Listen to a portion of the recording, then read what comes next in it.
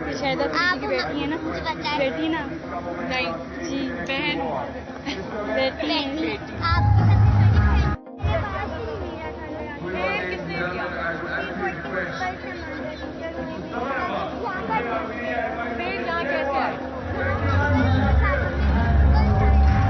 कौन ड्राइवर?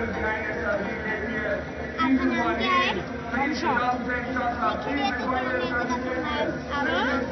आपका नाम ना भूले, लिख दे सकती हैं आप? मेरा नाम है अहमद।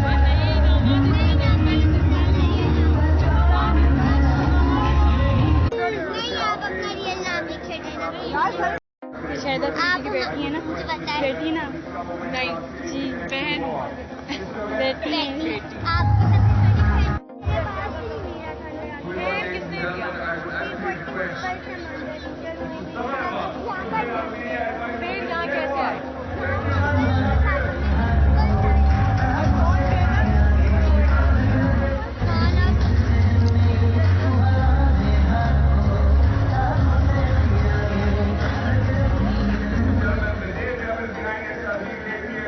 आपका नाम क्या है? अच्छा लिख दे